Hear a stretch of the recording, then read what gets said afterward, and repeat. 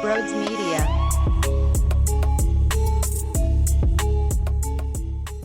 Hey, what's going on, everyone? I have a few things to fill you in on before we get to the big victory, the 3-4 against the Arizona Diamondbacks. One, I will be filling in for Anthony Gargano all week long on 97.5 The Fanatic. So from 10 a.m. to 2 p.m., you can hear me there. So because of that and having to drive into Philly, I will not be doing Coffee with Brodes for this week, but it will pick right back up after this week is over. So just wanted to put that out on notice for everybody. Two, if you're new to the channel, make sure you hit that subscribe button. Thank you guys so much for all the crazy, wild support. Hit the thumbs up button as well. And over on Twitter, at Brodes81, toss me a follow. Some good tweets throughout the day. Absolutely. I guess I can claim that, right? And that's all. So enjoy the show. What is going on, everyone? Welcome on into Sports Talk with Brodes. So I felt, I should say, I needed this 4-game sample size against the Diamondbacks before I could really assess what the hell was going on. Because if they won one game, lost one game, I needed to see what they did. 3 of 4, 2-2, what was going to go down. And basically, we saw a respectable response to the disaster that happened in the desert. You would take 3 out of 4 any day of the week. Of course, we wanted 4 out of 4, but you can't demand winning every single game, even if it's against an opponent that is definitely not on your level. And yes, the Phillies are just as average can be, but the Diamondbacks are still not on their level. So what I'm going to basically do is analyze this series in its entirety, dating back to Game 1. I'll say that towards the end of this series, it kind of played out the way I needed it to, specifically Game 3, when you just won 7-0. You dominated. That's the way it's supposed to look. And I'm not telling you that it was easy dealing with some circumstances. What do I mean by that?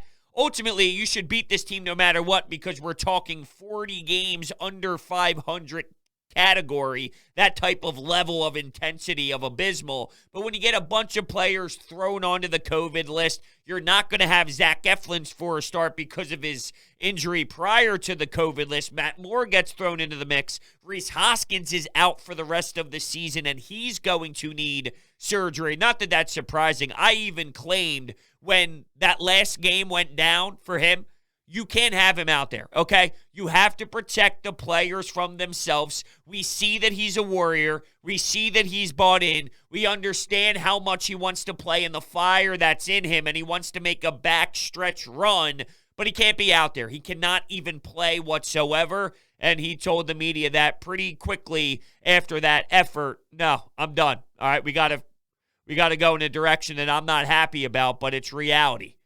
It needed to occur.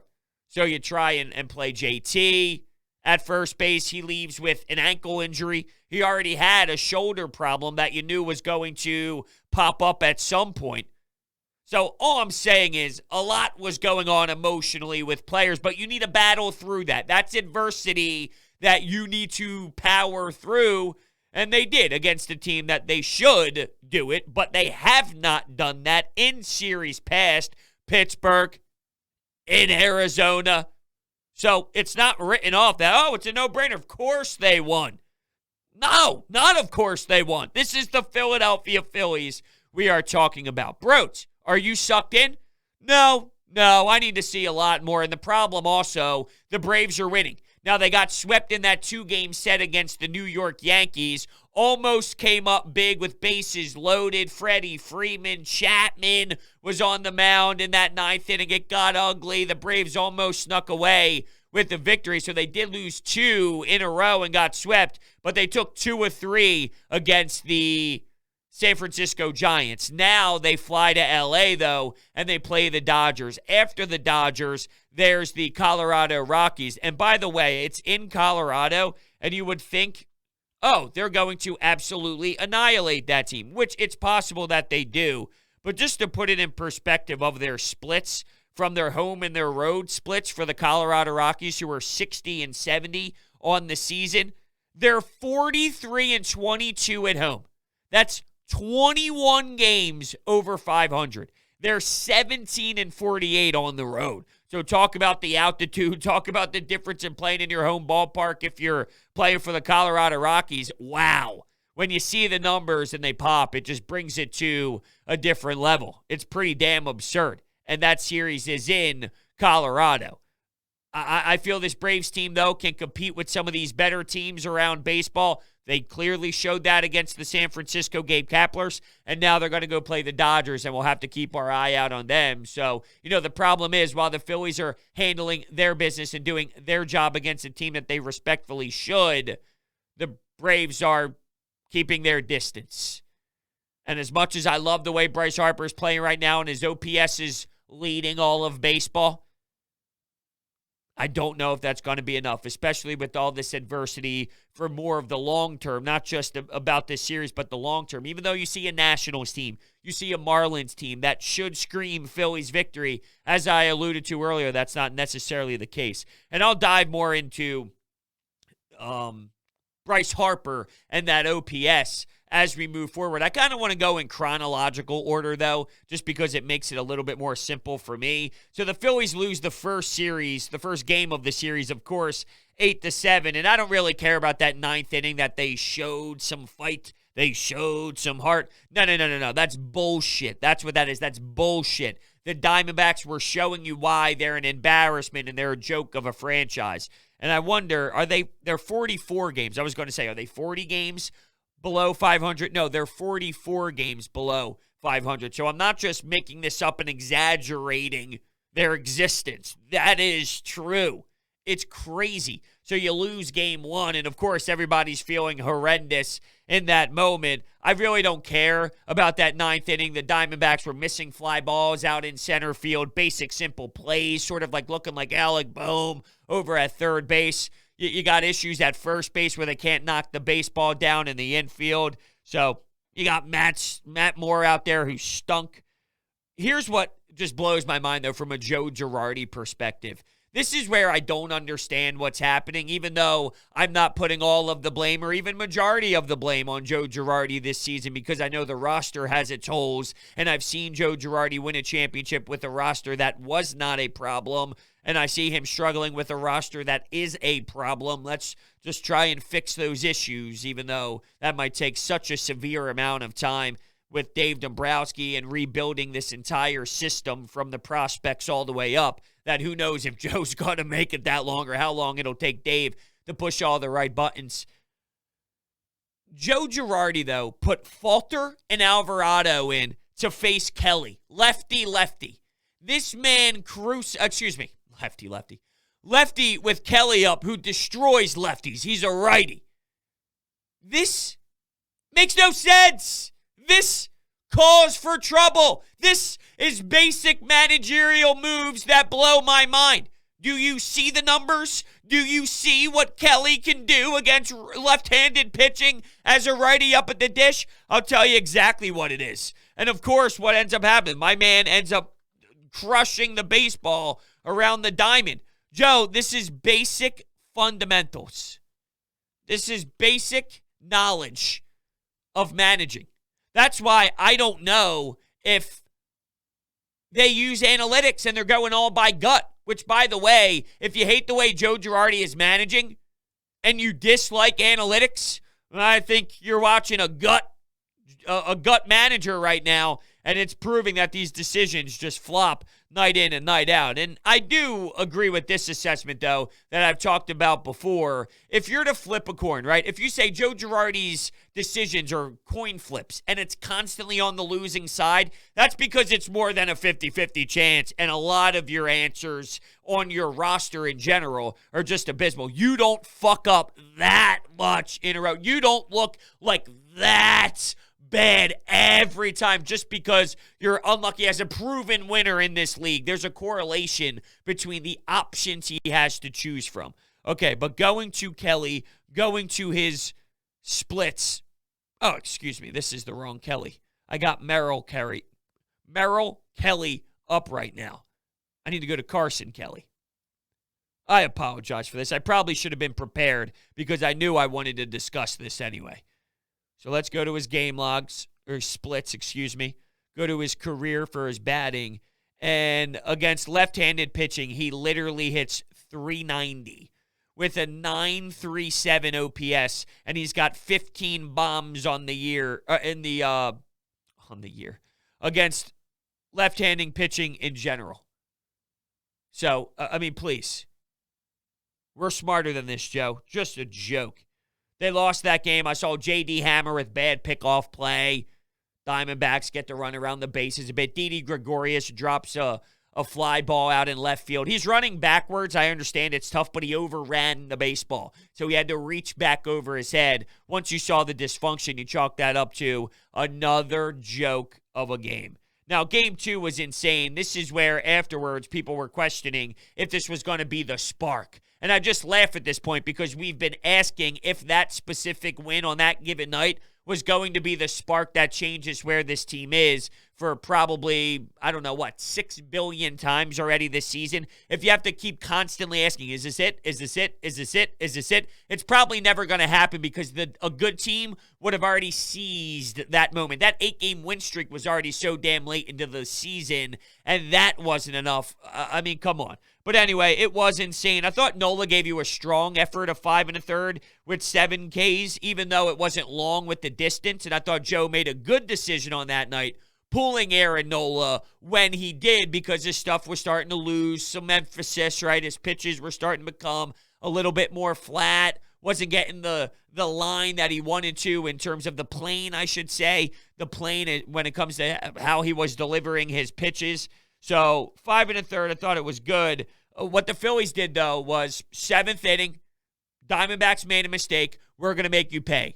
JT Realmuto gets a how do you do. Now you're up 2. The problem, Ian Kennedy had a tough day at the office, and he blew the game in the 9th inning. You knew it was going to happen at some point. He was always playing with fire. Even though he was shutting the door and getting the goal accomplished, there was still some wonkiness and unsettling feeling out of Ian Kennedy. And even though I'm not the biggest Ian Kennedy fan in the world, I do find it hysterical, the Twitter reaction on the first game of him making a mistake. The first outing he made outings earlier when he first got here, but they weren't in save situations. Once he became the 9th inning dude and he was getting the call consistently, while it's been a mess and rocky and I haven't felt perfect about it by any means, let's be honest, the job was still safe.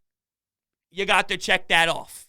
You got to utilize the check mark. It was the save. He blew his first one there in the 9th. It was bad. This guy stinks, Dave Dombrowski, and I'm all with you for being upset. I'm all with you for being disappointed. But now, all of a sudden, because it happened that night, this is awful. This guy's pathetic. Come on. You knew it was going to happen. People blow saves. I tried telling you this all the time when Hector Neris was in there. By the way, Hector Neris, for all you fools, once again, to talk about the overreaction, who told me he's not even a major league player. He doesn't even deserve to be in the bullpen. Yeah, okay. He's a major league baseball reliever, and that was as obvious could get. Was he a perfect closer? No. He's actually been insanely important to the pen. 1,000%. De Los Santos came in and lost the lead with a bomb.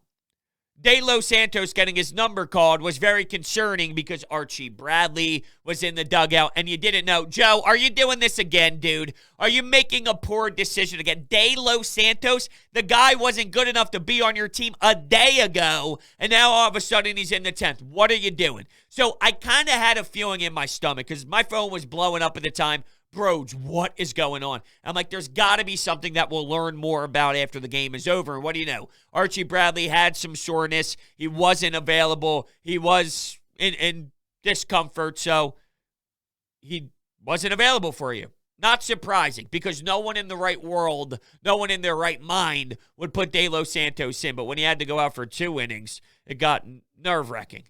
The reason why he was in for the 2nd inning late in that game? Oh, because Brad Miller. Dude, clutch moments after clutch moments. You know, it's crazy. He doesn't hit for a good average, and you can't play him every single day at first base. And now that JT Realmuto seems to be day-to-day, the last that I saw, Is it time to bring Alec Boehm up and have him play first base because you know that Brad Miller is just not where you need to be as a team?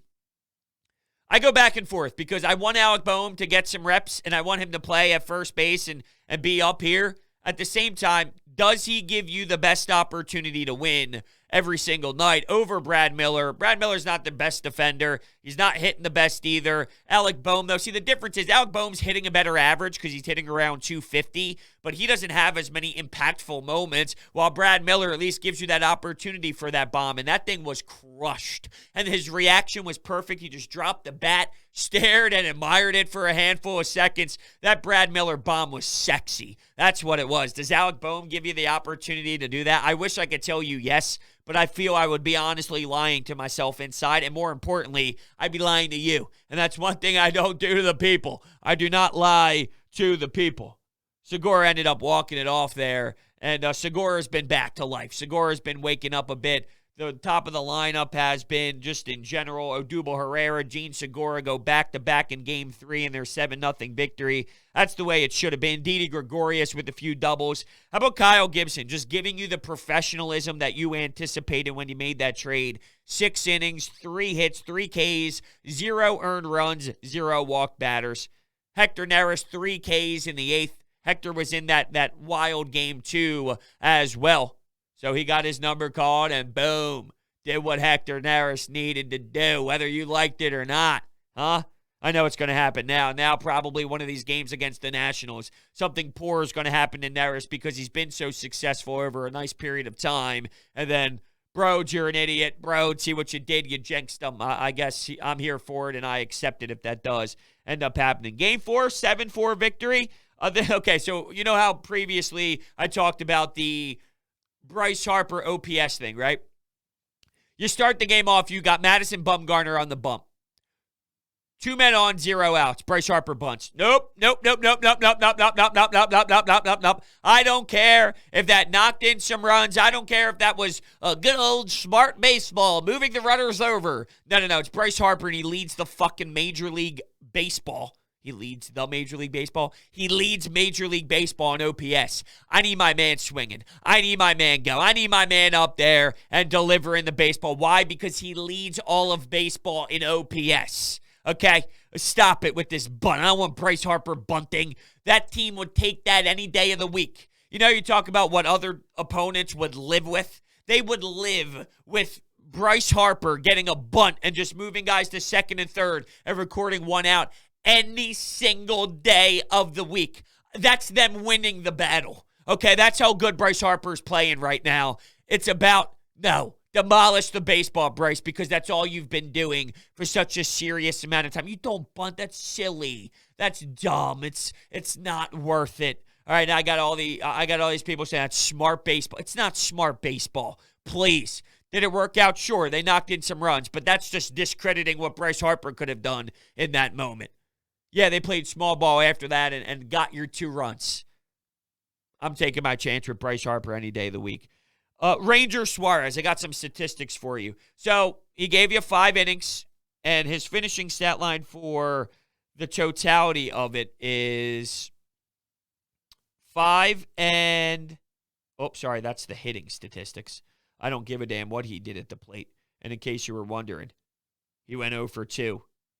With a strikeout and a ground out. Not that anybody gives a damn. 5 1/3, 1 earned baseball. You take that all day. 5 1/3, 5 hits, 1 earned run, 2 walks, 5 Ks. But I wanted to bring up this statistic about him adding that new pitch. We've talked about it multiple times now. You cannot. There's no way that you can have him being a starter utilizing not enough of the repertoire. So today, he threw 13 sliders out of his 95 pitches. His previous 2 starts, he threw 6 sliders in 185 pitches. So it's been an emphasis. It needs to occur. He has to keep delivering. He needs to add another pitch. I love the fact, though, that with a snap of the fingers, it's already kind of being reworked. It's already happening. Instead of, that's something we'll address in the offseason. That's something we'll focus on in the offseason. Nope. Right now. We got to go win some baseball games. It just really does somewhat define who Ranger Suarez has been all season long. You need me in the bullpen. You need me in the closer role. You need me in the starter spot. Doesn't matter. I'm here to work. You talk about the back end of the rotation, 5 1/3 and 1 earned run. Kept you going, for sure. 8th inning got a little bit wonky with Archie Bradley. Neris was in the game again, by the way, and accomplished his goal. What happened? Diamondbacks made mistakes late. Philadelphia Phillies pounced on them. That's why the Diamondbacks are where they are. And I'm just proud that the Phillies pounced on them because I've seen many times this year that has not necessarily been the case. Freddie Galvis, 3 RBIs. Just awesome to see Freddie doing his thing. It is annoying, though, to see the back end of the batting order, right? Oof, oof. What are we talking about here? Oh, it's tough to look at. But when you play a weaker opponent, you somewhat have that chance to squeeze by. JT left that game, by the way. Ian Kennedy with the close, with a save. JT, I'm nervous for that. I'd be lying if I said I wasn't. Shoulder, now ankle. You're going to see, and he got the nap issue with him on the COVID list. So Marchand's behind the dish.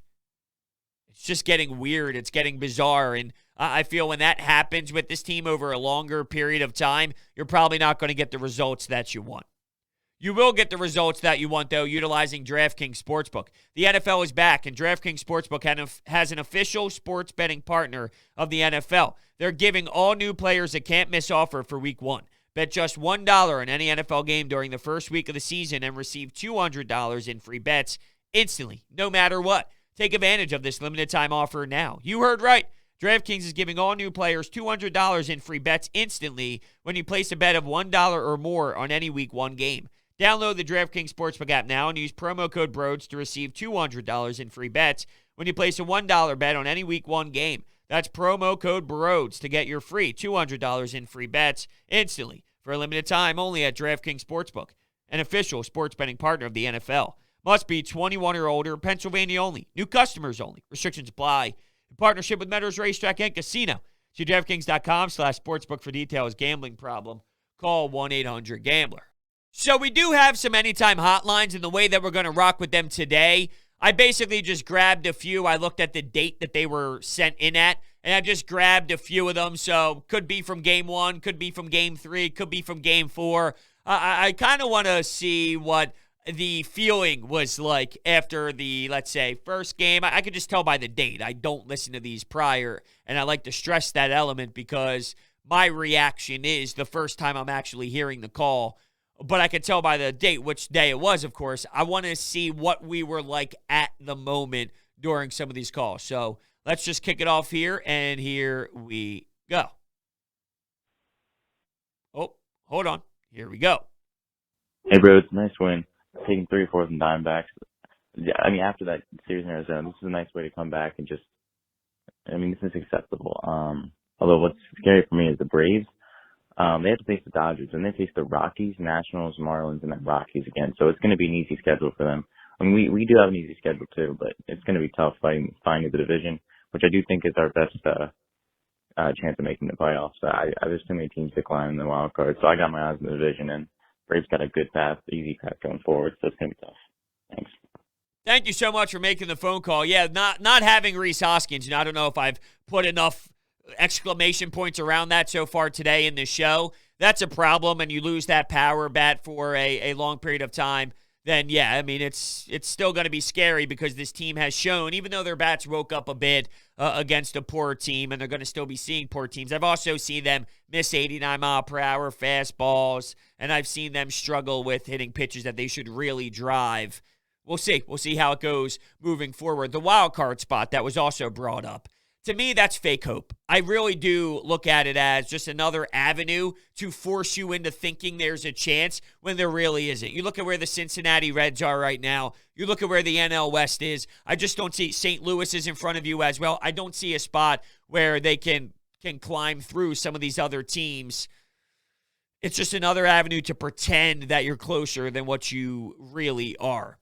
What I need to see, they dug themselves in such a hole that now where maybe in different elements, I would feel comfortable with 4 wins out of the next 6 games against the Nationals and the Marlins. I'm basically in you need to win 5 of 6. And that's starting to put a lot more pressure. That's a lot different. 4-6 or 4-6, 4-2 would be the record compared to 5-1 in 6 games. That's a lot more. That's definitely a lot more that you have to do over different 6-game stretches when you think about where they are in the schedule.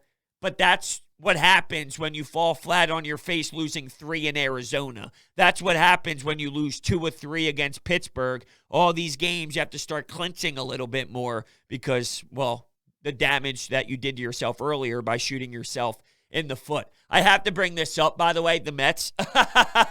Dude, what are they doing? In what universe are you booing your fans? You got Javier Baez and this entire team making a statement basically afterwards saying, you boo me, then we boo you when we do something good. How about don't underachieve? How about don't be 7 games back or so of the entire division and falling apart? They are 7.5 games back, 4 games under 500. The team, we thought the Phillies were a dumpster fire. Not that I want to be even close to I don't want the Phillies even close to the Mets. Not even an inch close. I don't want them to be the bar that we're saying, oh, at least we're not the Mets. No, that's unacceptable. That's poor behavior. Anyway, though, it is kind of hysterical to see what's even lower than the Phillies because this is painful. You got Stephen Cohen out there tweeting away. You have the Mets making a statement, a press release statement. It's a joke, by the way, by the players. You're underachieving. You're not doing a good job. So when you're not doing a good job, you're going to be held accountable by your fans. All right, what's next? We beat the Diamondbacks, bros. We actually beat the Diamondbacks 7-6 in the bottom of the 11th inning. What an amazing game.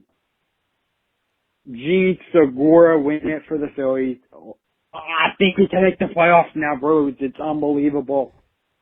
I hope we can win 2 more games against the Diamondbacks. We're going to get back in first place, bros. Let's go, Phillies. Bring the pound.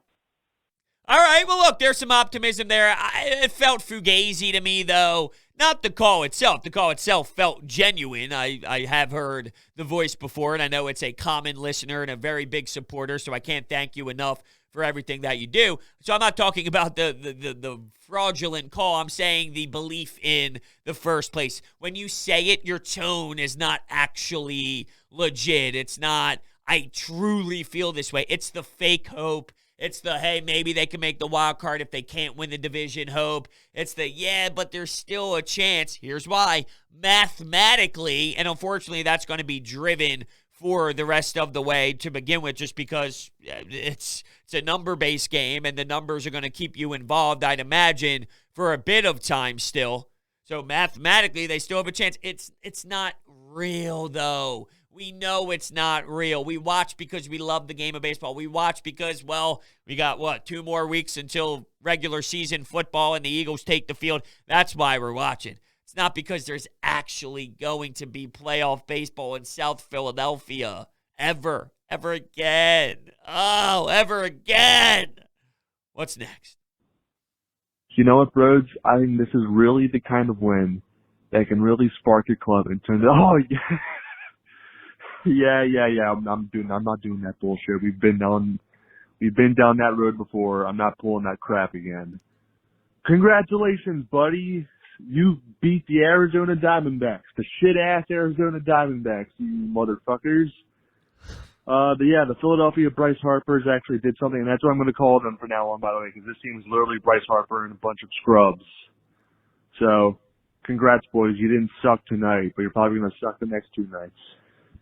Wow. So 2 different ends of the spectrum on that second game. You got one caller just fake lying to himself, but at least looking at it in a more optimistic view, whether it's real or not real. And then with the second caller, you got the I don't give a damn, and he's even throwing motherfuckers at us in a sarcastic tone.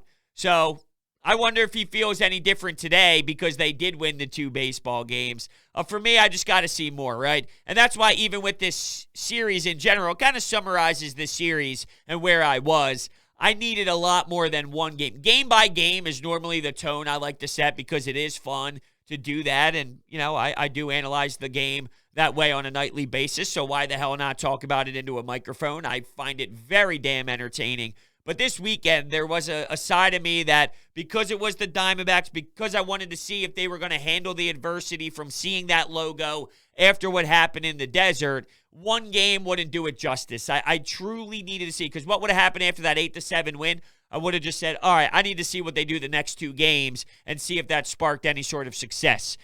I needed more time, and I got more time, and winning 3 of 4, good.